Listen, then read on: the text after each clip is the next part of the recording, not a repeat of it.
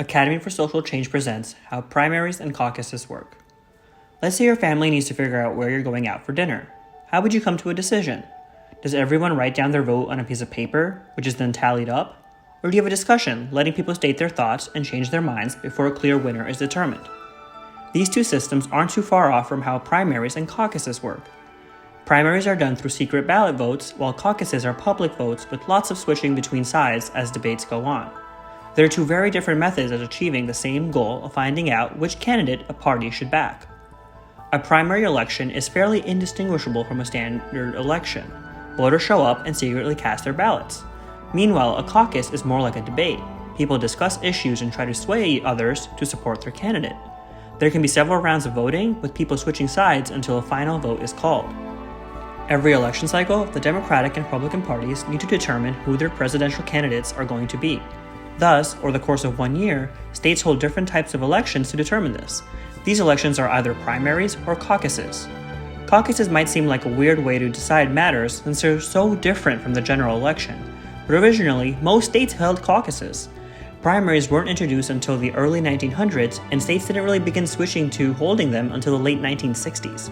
Nowadays, most states hold primaries, but there's still a handful that use caucuses.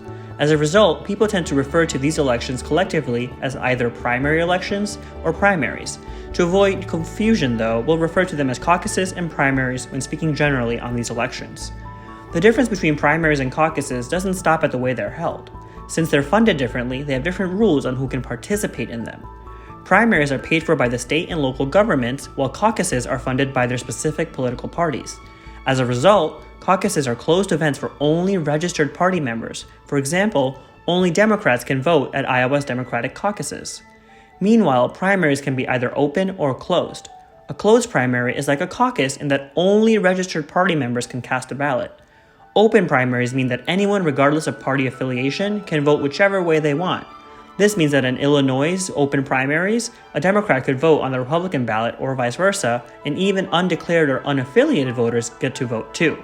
Some states like New Hampshire have semi-closed primaries. This means that unaffiliated voters can vote how they wish, but registered Democrats and Republicans have to stick to their parties. Despite all their differences, caucuses and primaries are trying to figure out which of the candidates are most viable for the presidential election. After a state's caucuses or primaries are held, the state determines how many delegates a candidate receives.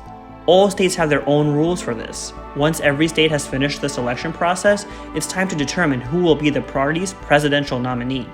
Democrats and Republicans hold their own national convention where the delegates decide who the party's presidential candidate will be.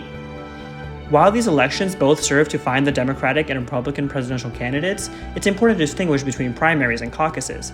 Because they're two inherently different ways of voting, they show data beyond which candidate should represent a given party. For example, caucuses can take several hours to finish up with their debates and multiple voting rounds. Thus, a large majority of caucus goers are very dedicated voters. The results one gets from caucuses are liable to be skewed to a particular candidate. On the other hand, primary elections aren't infallible either. Closed elections completely eliminate unaffiliated voters who play an important role in the presidential election. Even semi-closed elections don't show who the overall most popular candidate is. Open primaries can encourage opposite party members to vote for a worse candidate so that their own party's candidate is more likely to win in the presidential election. It's not all bad though. Caucuses are cheaper for the state to host, and they can be more personal and allow for voters to really know who they're voting for. Primaries mimic the general election, and since they're shorter than caucuses, they can find out the opinions of more people.